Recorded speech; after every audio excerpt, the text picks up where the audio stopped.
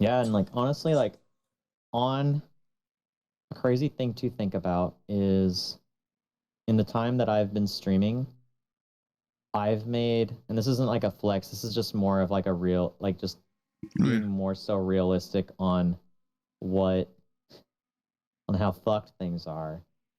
In the time that I've streamed on Twitch, I've made more money, like sustain, like for bills and stuff like that. Like I made more money doing Twitch than I have um ever doing music ever. Yeah. Like What you think about when you're born into a fire? Let 'em burn.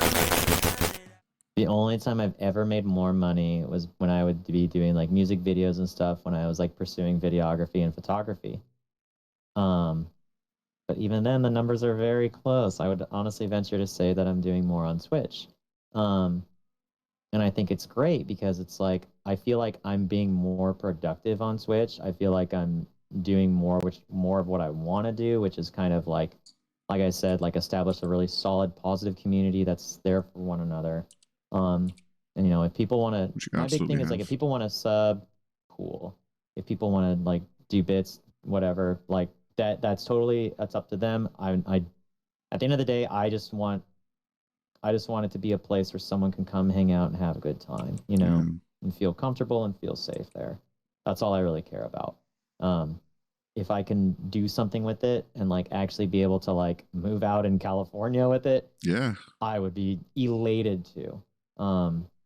But like And I it's a absolutely media wish that you all the success in the world, man. Like I think your thanks, growth man. already is proof that it's going to keep going. So I think you're I pretty much set appreciate it, from man. here. Like you've built a really positive community, and I think people are going to want to be a part of that. Like I did, you know. Thank you, Yeah. man. And like it's really awesome to see, honestly. Like I'm really stoked on it. I think there's so much potential. It is kind of Not even sad. just Like from me, but from others, you know? it's beautiful and sad at the same time. Like I'm so happy that you're actually getting like proper, I guess, compensation for like the creative work you're doing. But it is kind of Mm-hmm. sad that like, you know, you did deserve that much compensation for your music. You did deserve that for Mm-hmm. the other ventures you've been in. And a lot of creators tend to do really experience intensive work and Mm-hmm. generally don't get compensated for that unless they find some like trick to success. And Yeah. that's like you were saying, like that's why Twitch and services like this are so, you know, powerful compared to things before, because it's not even saying that, oh, Twitch is a better way of making money. All of those should be great ways of making money, but the structure isn't Mm-hmm. there. Yeah. Yeah. Like, why should you be punished for pursuing something that, one, is personally fulfilling? Mm-hmm. Two, it like art is around us everywhere we go. Where we're sitting, like right now in front of us, in some way, there's art around us. Mm-hmm. Whether it's music, whether it's a visual thing, like you pick up a video game, the front cover is a piece of art. Yep. You turn it around, there's art in the back. You look at the game itself, it's art. Everything is art in some way, shape, or form. And getting into the art industry and getting into it is very difficult. Yeah. But why should you be punished for it? You know, where it's like where people say like, oh, there's no money in making music.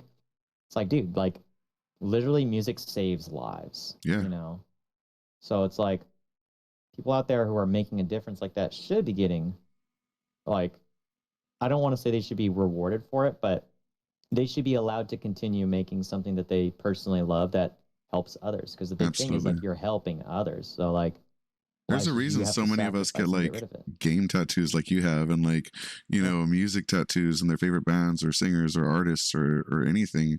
And it's because of the connection that you make with them, and because of the strong effect they can have on you. And it's not, Exactly. it goes just beyond like the 3 minutes of watch time that someone might spend hearing your song. It's way beyond that. Yeah. Because Yeah. it's like it's a really deep and emotional connection, whether it's music, movies, video games, pretty much anything, piece of art. Like I have people who make pieces of art that are absolutely insane. One of my friends in particular, she does skull art where she like gets skulls from animals that are ethically sourced, so they're not like like it's not like a bad way of getting it. She gets them, Not the kind she of goes through skull the out I initially process. thought about when you said that, but nice. Yeah, right. Yeah. But she'll like get them and like she'll like paint them and like do like really, really beautiful, like intricate designs on it. And it looks awesome.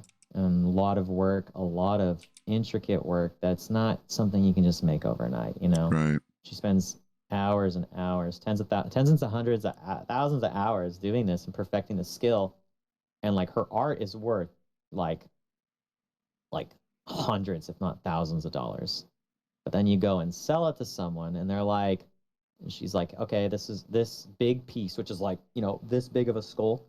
She'll be like, yeah, this is like, I priced this one at like 500 to 700, depending on, you know, depending on other various variables on it. And then you get people who are like, oh, it's that much. Well, I can only do like 100. And you're like, well, you're hungry. I spent like, you got to. Yeah, it's like, yeah, it's just like, well, dude, I spent like if you spend like 40 hours on a skull, yeah, you know, well, it's like your job's so not going to do that. Like your job's not going to be like, hey, like you worked 40 hours this week, but I really only feel like paying you for 10. Like it doesn't work like that. And It wouldn't work in a store either. We're like, oh, I know you guys, you know, put a lot of money into this store, but I only want to pay for this much for this product. I'm like, well, no. Exactly. And I feel like there is that's not how it works. It's just like when people buy music. Like I feel like a lot of people will buy a band's CD just because they're like, oh, it's like the new Drake album or something and it looks cool and I want to put it on my shelf. But then like, you know, the homie comes out with a new CD that you're actually bumping in your car, but you're just using your phone because you don't want to pay for it, you know, and it's just like, it's not any less valuable because they're not famous yet. If anything, it's more valuable because, you know, you've experienced it personally with them. And I think that is kind of a weird dynamic that tends to happen. Yeah. It's like the whole concept of a homie hookup price, you know, it's just like, if I'm going to buy something from a friend, if they say $200, I'm going to give them $250. Right. Because you want to help your friends out. You want to help them succeed.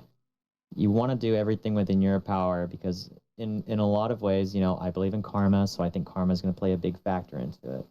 But, you know, you want to support your friends because like I'm fortunate. I have a very awesome support system of people who believe in me and support me like here on Twitch and stuff. So I'm just like, yeah, I'm going to feed it right back into the whole machine of karma, and I'm going to support people who I believe in, you know, because I think it's important to do that. It can be a little discouraging at times.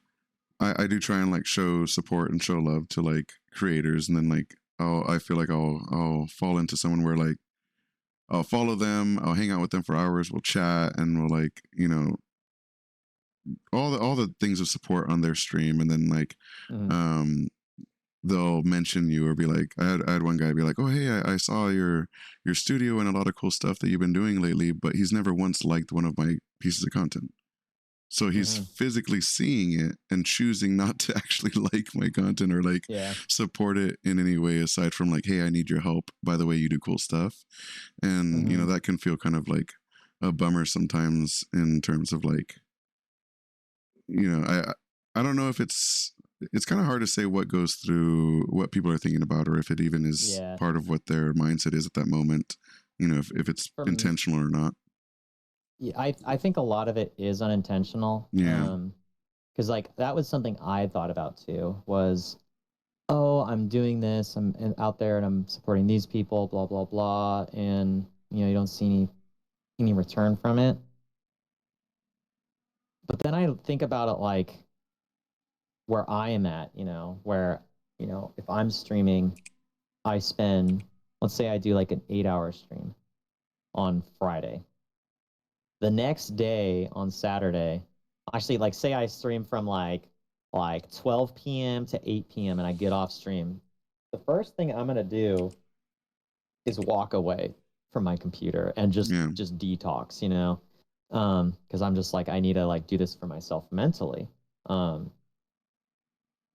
tired, so you know, I get off. I don't even get on my computer for the rest of the night. I just turn off my computer, get off, go to sleep.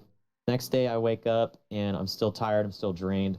So I'll only go to a couple people's streams that day and hang out. Yeah. But like say it's a Saturday and there's a lot of people streaming, you know, and I look over and I see that there's like 14 other people that I can't, and I want to go and check out, but I can't because I'm just mentally drained. Or like, you know, I'll put the lurk up, but I won't talk. That's a very true point.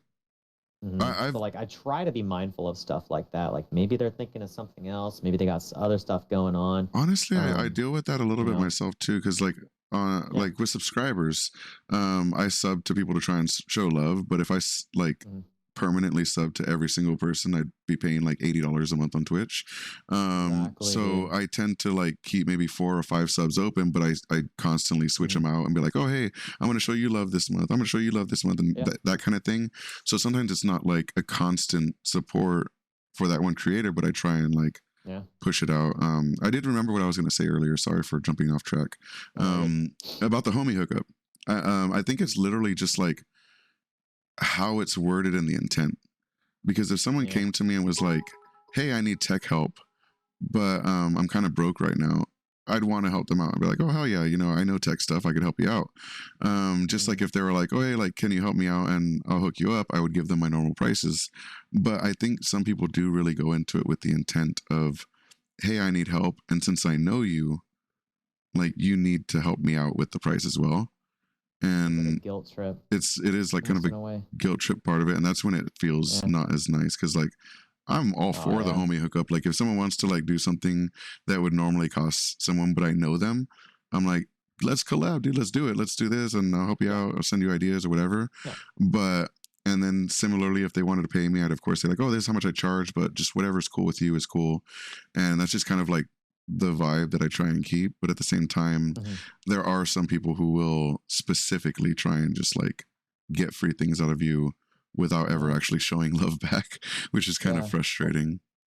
Yeah, or they're just not mindful of like the fact that like, hey, this stuff takes work. Like, true, yeah. I've literally had people like be like, hey, I would like to get some video work done. I'm like, oh, okay, cool. Like 1-minute videos are like about $200, and they're like, oh, well, this one dude charges 60, and I'm just like, cool. Yeah, that's a great deal. You should go to that one dude. Want to do? Yeah, it's like, all right, well, why aren't you going to them then? Yeah, that's like such a prerogative for you. Like, I know my value, I know my quality of work, and so like this is how much I charge. And so people want to honor it, cool, but I'm just like, dude, there's a lot of stuff that a lot of time that goes into like a music video took me about like 40 hours to do. You know, you go in there, you got to do a lot of shit. It's just like, dude, like,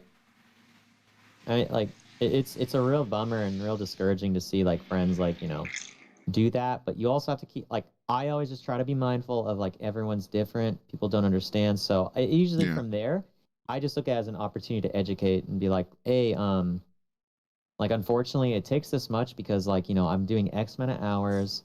My normal rate is this. So like, you know, I'll always tell people like my rate for like video editing is like 25 an hour. Yeah. Or, you know, or something like that. You know, I'll like pitch that idea or pitch that variable. Which is pretty low, by the way. Like, but hey, I know. It's just like I usually pitch that variable in there, and then I say, and like it took me around this many hours to do because I'd worked on it for like a week. You know, so like when they keep that, you know, then they're like, oh shit, I had no idea. I'm so sorry. You know, and it's just like a lack of knowledge. Yeah, because, that you know, works. They're not video editors themselves. You know? That's why they're hiring us to begin with, because they don't know how to do it. So they might not even be aware that it's a big deal. Yeah. That's very true. Yeah. And it's like in like music videos are like 40 hours if you know what you're doing, you know? Yeah. And if it's a simple music video, if there's layers, if there's like all these different effects, if there's, you know, different types of errors they have to record, and it can take way longer too. Yeah, and they don't even, and like that doesn't even take into account like the hardware that you're using, you know? Yeah. Like oh, do they have like a really nice computer that they're using? Because if that's the case, it makes the process go faster. If you don't have a good computer, the process is going to be even longer. Like I remember finishing a video, and then it was an additional 10 hours of me correcting little small things that on paper would only take like 40 minutes, but because of the exporting. That whole time period, it's just like, dude, it adds up and it stacks up really heavy. And there's no fix for it doing that. Because even when you get a new computer, then you've already invested like $1,500. And even though you're doing it faster, you still need to make that money back, you know? So it's like, there's still a payoff even when you do get the speed fixed. Mm-hmm. Yeah. It's like, and another thing too, like the best video editing computers, yeah, you can get a Mac, but I mean, Macs are expensive. Yeah. So what's the other alternative? You get a PC. Well, what's the best video editing computers for PC? You guessed it, a gaming computer. Mhm. And that's when you start spending hundreds of thousands of dollars for your investment, which in this case is, you know, what you use to video edit in. Like I have a very high-end gaming PC that, though it has its quirks thanks to fucking Razer, it's a beautiful computer. I love it. I absolutely I love this thing and I think it's beautiful. If I were to do video editing with it, it would be a dream come true. If I was just video editing it with it, it would still be a giant piece of an investment, you know? Yeah. So you want to keep that in mind too when you edit, because you're not editing on like some bullshit ass like MacBook, you know, you're editing on like a really good piece of technology. So it's like that kind of goes into your work as well. Yeah. You know, a better computer is going to get you a better product. So, you know, you're paying for quality with people too. So, you know, you have to look at all the variables with your investment, you know, and this goes in with video editing too. And people don't take that into consideration when they pay for someone because it's not really ever put out there. But it kind of goes into like what we were talking about with the music too, is like we always see the finished product of what people create, but we don't see the making of the process. And, you know, it's, I think that is important for people to find out about.